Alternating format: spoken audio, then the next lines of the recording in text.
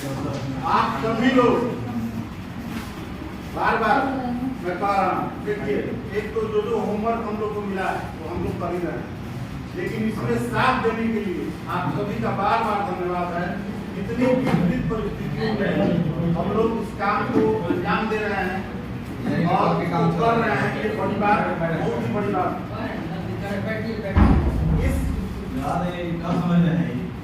इस सत्र में जो विषय दिया गया है वो है भाषा शिक्षण और मूल्यांकन। इस सत्र में जो विषय है इस पर कल से ही किसी न किसी बहाने चर्चा हो रही।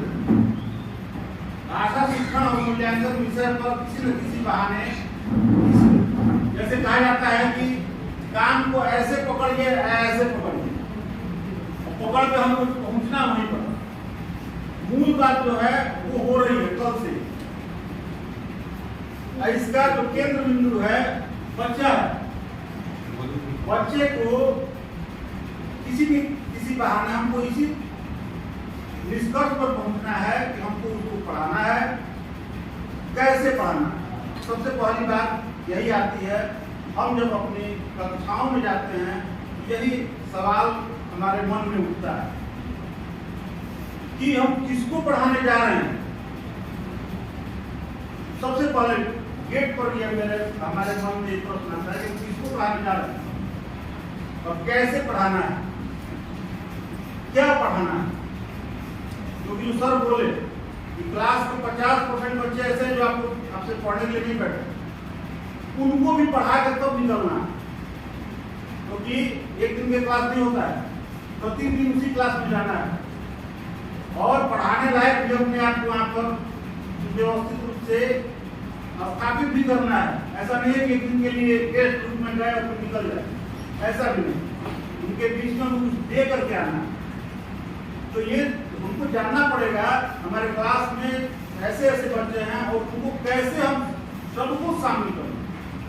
सबसे पहली बात है जो सबसे अंतिम पायदान का बच्चा, क्लास का जो व्यक्ति जिम्मेदारी वाली बात आती है, जो सबसे अंतिम पायदान का बच्चा, जो सबसे कमजोर बच्चा है, अब उनसे सोचना शुरू करते हैं।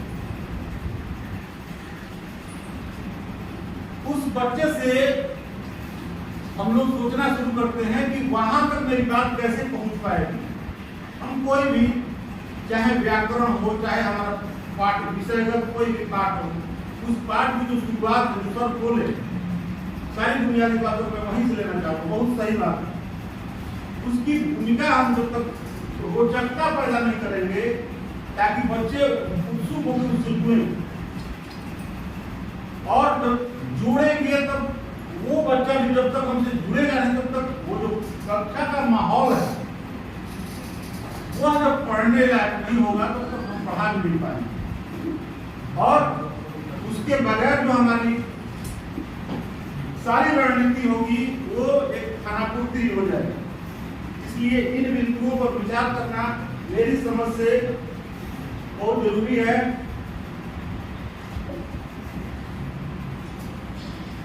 व्यक्त वाणी ही भाषा है। भाषा के बिना मनुष्य समाज की कल्पना नहीं की जा सकती। जिन ध्वनि चिन्हों द्वारा मनुष्य परस्पर विचार विनिमय करता है उनको समस्त रूप में भाषा का।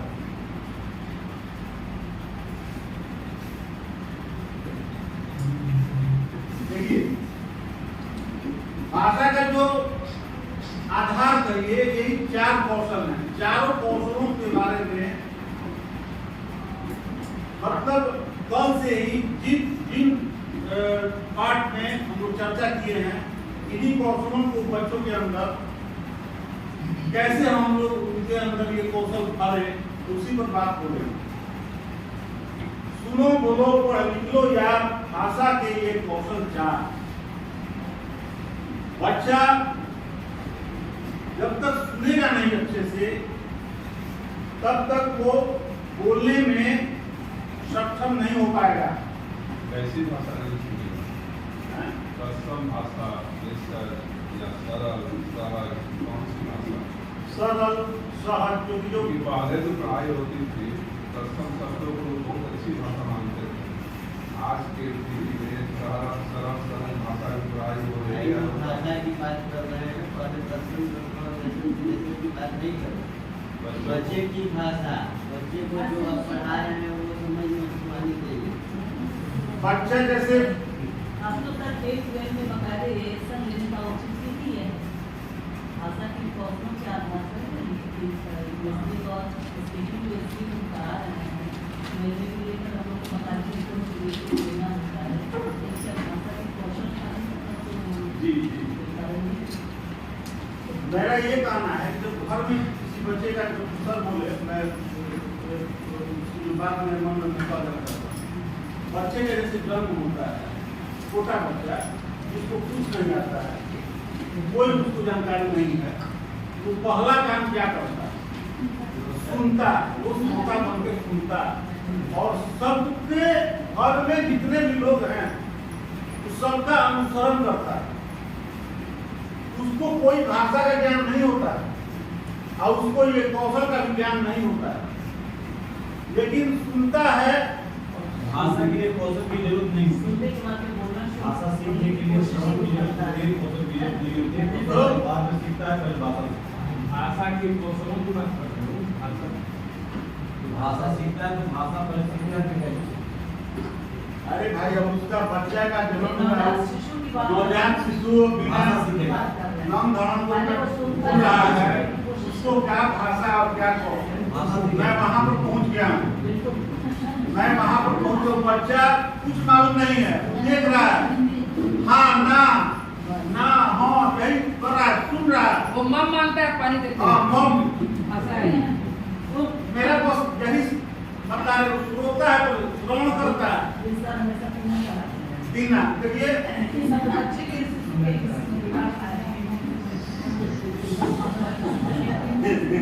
इसीलिए हमको आपसे उसके लगते कि भाव आप समझते हैं। देखिए हम तो भाषा की शिक्षा के लिए भाव नहीं समझेंगे, बस। भाव नहीं वही अनुकरण जब करता है बच्चा, वही भाव रूप से अनुकरण करके बच्चा धीरे धीरे जब सीखता है, सुनता है और जो भी टुकड़ी भाषा में बोलता है, थोड़ा सा बड़ा होता है, स्कूल आता है, अपने क्षेत्रीयता के प्रभाव के साथ आता है। और हम लोग इतने लोग जो हैं वो अपने अपने विद्यालयों में उन बच्चों को थोड़ा सा उससे जैसे सर बोले अपडेट कर, यही है काम भाषा का। भाषा शिक्षण का जो मूल आधार है वहीं से अपडेट कर। कहा जाता है कि व्याकरण वह लाठी है, तो पहले भाषा है तो भाषा के पीछे पीछे चलती है, पहले भाषा तैयार होती है, पहले भाषा गढ़ी जाती है। बच्चे के अंदर पहले व्याकरण थोड़े है, बच्चा छोटा का चला मम मम पक ऐसे नहीं बोलता है, मतलब बच्चा कभी नहीं सीख पाएगा। हम ही लोग जब कुछ नहीं आ रहा था, आज यहाँ पर मान लीजिए कि इतना आलोचना समालोचना सब ये सब बातें हैं, लेकिन जब कुछ नहीं था तो हम लोग मन भर अपना बोले, क्या गलती बोले, कहाँ लिंग का प्रयोग गलत हो गया, कहाँ ये प्रयोग, उसका ध्यान नहीं। लेकिन जब पहले खूब बोल लिए, बोलना आ गया ना, भाषा आ गई ना, तो व्याकरण की लाठी जलेगा नहीं, यहाँ तब न शुद्धिकरण होता है। तो बच्चा उसी तरह से सीखा, और एक दिन में चाहिए कि सब कतर में सुधार में, वो से नहीं होता। धीरे धीरे भाषा शिक्षण का जो बेस है वो इसी तरह से अपडेट किया जाता है। ये चारों कौशल को सुनना, बोलना, पढ़ना, लिखना, इसी तरह से बच्चे में धीरे धीरे वह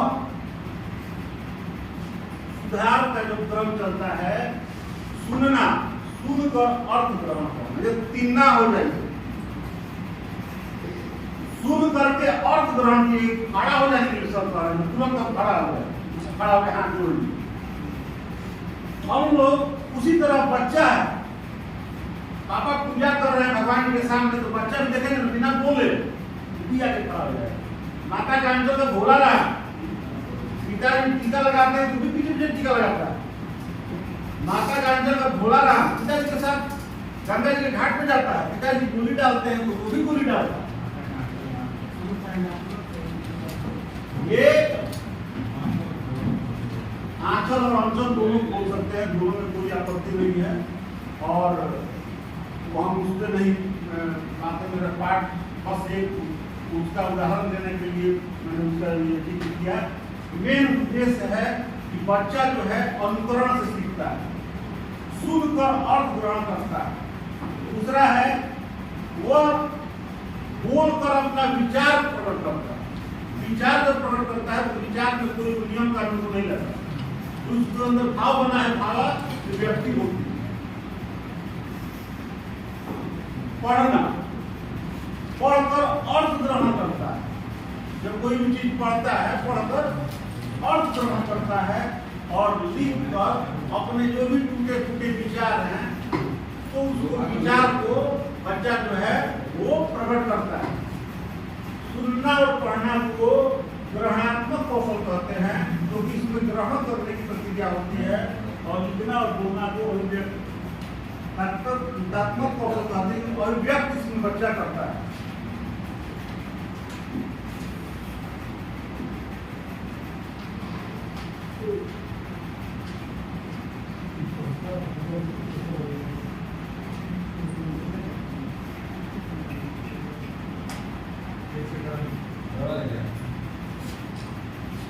पठन के अंतर्गत वाचन जो है दो तरीके से होता है।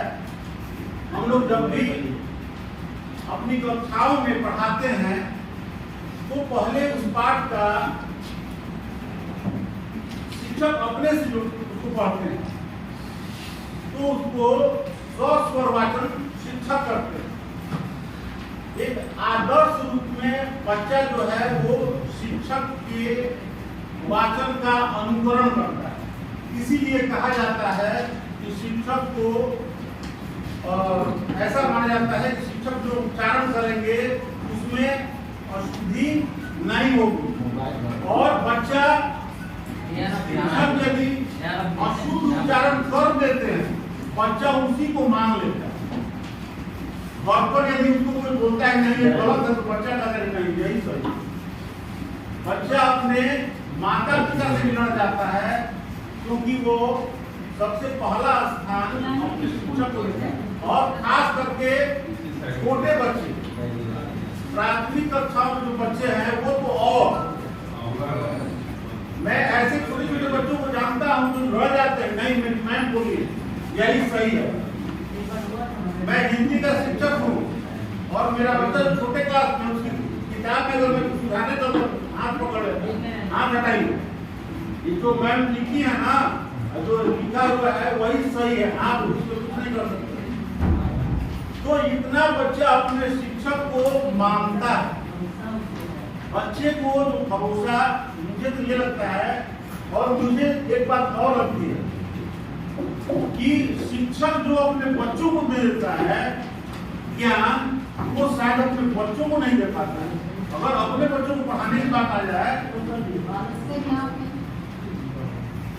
100% अगर कोई पढ़ने वाला बच्चा हो, जितना शिक्षक अपने छात्र को दे देता है उतना वो अपने बच्चों को नहीं दे पाता। यही कारण है। तो इस विश्वास के लिए हमको तैयार होना, क्योंकि अगला जो है वो माटी का धोना है, उसको गढ़ना किसको है? हम ही आपको गढ़ना। अब भाषा शिक्षण को ऐसा कोई तोप नहीं है कि इसको एकदम लेके हमको ऐसे चलना है, धीरे धीरे सुधारना है। अगर हमें भी कोई कमी है हम भी अपनी सुधारेंगे और बच्चे तक मैसेज जो जाएगा सही उसको करेंगे। तो स्वर वाचन का यही है कि उच्चारण जब अशुद्धियां होती हैं, एक सेशन में बात कर रही थी, एक उच्चारण में मैं भी गड़बड़ाता हूँ और मैं जानता हूँ उसके उच्चारण में हम सबको परेशानी होती है। 10th क्लास की किताब का नाम है, फिर उसको पढ़ने में सबको समस्या होती है। लेकिन हम लोग देवता तो है नहीं एकदम उसी के लिए अपना माथा लड़ा लेते दीवार में। लेकिन बाकी जो शब्द हैं उनको उस शब्द के अनुसार पढ़ने का प्रयास किया जाए। इसके लिए अगर कुछ अभ्यास भी करना पड़े तो हम लोग करें। तालब में श जो है उसको श पढ़ा जाए। शब्द स्वर नहीं पढ़ा। इच्छा, हम बोलते इच्छा है। हाँ। तो मैंने कहा कि लिखो, उनका इच्छा हो सही, लेकिन पढ़ा क्या? इच्छा। हाँ। अब हम बताना पड़ा उसको। अब देखिए, वहाँ पर। कक्षा, कक्षा, कक्षा, कक्षा, कक्षा, दोनों में बहुत अंतर है। कुरुक्षेत्र। लेकिन अगर हम नहीं आदर्श बनेंगे बच्चे को कि एक क्षत्रिय वाला छ है, एक छाता वाला छ है, यही अनुकरण है। अनुकरण ऐसे ही होता है, सिखाना ऐसे ही है। मैं जानता हूँ कि मेरे अंदर भी कमी हो सकती है, लेकिन इस कमी को दूर कैसे करना है, ये भी हमें को सीखना है। एक बेटा, ये जितना मैं लाता हूँ ना, सब मेरा बेटा टाइप करता है। इसको मैं ऐसे ही कराता हूँ। देखो क्षत्रिय वाला छ किया हो ना, छाता वाला छ किया हो ना, तो ये तरीका है। तो ये तरीका है और यही प्रक्रिया है। आदर्श वाचन, आदर्श वाचन के बाद उसी का बच्चा जो है अनुकरण करता है। बच्चा हम लोगों से तो अधिक ऊर्जावान होता है, इसमें कोई डाउट नहीं है। हम लोग अगर सीढ़ी पर एक सीढ़ी चढ़ते हैं, बच्चा 4 सीढ़ी चढ़ने के लिए तैयार होता है। जैसे सुमन सर आती है ना, ये पर्यावाची वाला बनाने के लिए, ऐसा कभी हम लोग भी कोई काम लेते हैं क्लास में, तो बच्चा हम लोगों से वो एक छलांग आगे कर दिखाता है। लेकिन उतना हम लोग पहले जितना ये मेहनत किए, उतना मेहनत अगर हम लोग क्लास में करते हैं, वैसा रिजल्ट आता है। कहने का मतलब यह है कि अगर हम सकारात्मक रूप से अपने काम में आगे बढ़ते हैं, तो बच्चा भी उसी ढंग से वो हमारे साथ साथ नजर आता है। तो आदर्श वाचन, शिक्षक का वाचन हो गया, अनुकरण वाचन। अब उसके बाद छात्र द्वारा व्यक्ति वाचन और व्यक्ति वाचन और सामूहिक वाचन, क्योंकि यहाँ पे कक्षाएं 2 हैं। प्राथमिक स्तर के बच्चों के लिए सामूहिक वाचन की बात आती है। इसलिए जब से कोरोना आया, कोरोना नाम का दैत्य जब से प्रवेश किया, उसके बाद से ये जो बोलने की प्रवृत्ति है और लिखने की प्रवृत्ति है, इसमें कुछ कमी आई। बहुत सारे बच्चे ऐसे हैं, व्यक्तिगत रूप से कहते हैं सर आप पास में आइए, नापी के पास हम बोल देंगे, लेकिन हम जोर से नहीं बोलते, वो लजाते हैं। तो हमको झिझक तोड़ना है, क्योंकि हम भी तो वैसे ही पड़े हुए हैं। हमारे अंदर भी, मैं बोला कि हमारे अंदर भी कुछ कमियां हो सकती हैं। तो इसलिए छोटी कक्षाओं में, 7वीं तक की कक्षाओं में हम लोग सामूहिक वाचन को अपना सकते हैं। उसके बाद की कक्षाओं में हम व्यक्तिगत वाचन के रूप में प्रत्येक दिन एक लड़के को करके, जैसे कि कोई पाठ पढ़ा रहे हैं, उसका हम आज बना दिए कि आज रोल नंबर 1 से 10 तक को हम पढ़ाएंगे। वे बच्चे बोलेंगे और उसको पढ़ेंगे। बोलने के क्रम में जो बच्चे जिस शब्द की गलती कर रहे हैं, उसको हम नोट कर लेंगे और आखिरी में वही शब्द 5 बार खुद बोलेंगे, 5 बार उनसे बुलवाएंगे। तो ये छोटे कक्षाओं के लिए या वाचन कौशल में, भाषा कौशल में श्रवण और वाचन कौशल को मुख्य रूप से माना गया है। बच्चे में अगर ये दोनों सुधार हम कर लिए, बाकी दोनों सुधार के लिए वो उसको तैयार कर लेता है। उसके बाद आता है मौन वाचन। देखिए ये स्वर वाचन बोलकर किया जाता है और इसमें कक्षा का वातावरण स्वरमय हो जाता है। इसे उच्चारण के लिए किया जाता है और यह छोटी कक्षाओं 8 तक की कक्षाओं तक इसको हम लोग अपना सकते हैं और इसको ध्यानपूर्वक सुनना आवश्यक है बच्चों को, और इसको सुन करके बच्चे और ग्रहण करते हैं।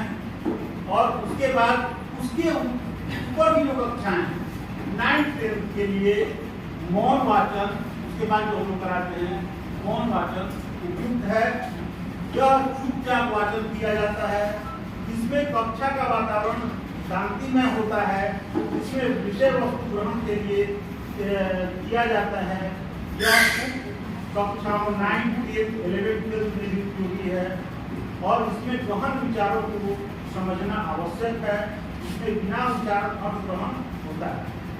बच्चे जब थोड़ा समझदार हो जाते हैं, जैसे बच्चों में ऊर्जा तो है, जोश तो है, होश का अभाव रहता है, उनको थोड़ा सा अगर आप ढील छोड़ देते हैं, थोड़ा सा अपनी तरफ से उनको लगता है तो भटकने का डर लगता है। आगे के बच्चे मान लीजिए आपकी बात को सुन रहे हैं, पीछे के बच्चे जो है बात में अपना लग गए, सोने लगे, कोई ठीक नहीं है, झपकी भी आ सकती है। ऐसे बच्चों को अलर्ट होकर देखते रहना पड़ेगा, और मौका है आपको नहीं पता, मौका है तो टोकना पड़ता है, लेकिन भाई आप सो रहे हैं और मौन वाचन कीजिए। अब देखिए इसके बाद आते हैं भाषा कौशल के लिए क्या क्या युक्तियां, जैसे कि अजय जी बोल रहे थे कि इसमें जो हम लोग को मीटिंग में बताया गया था कि इसका जो तरीका है, जो सुझाया गया है,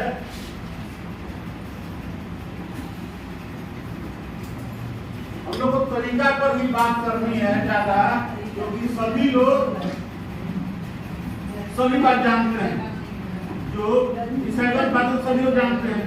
क्या क्या मेरे ऊपर बीती उसको हम शेयर करेंगे और उससे जोड़ के उसको हम लोग समझ लेते हैं, क्योंकि सब लोग अच्छा यहाँ तो यहाँ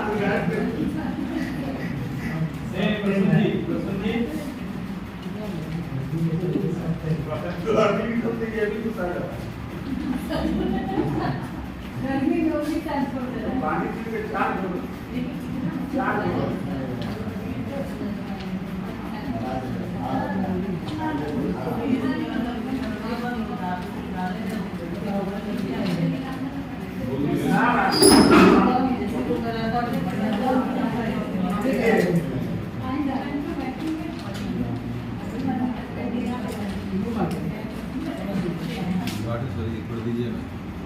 पहला जो है भाषा दक्षता की बात जब आती है तो पहला जो है सुनने का जो कौशल है बंद कर रहे हैं।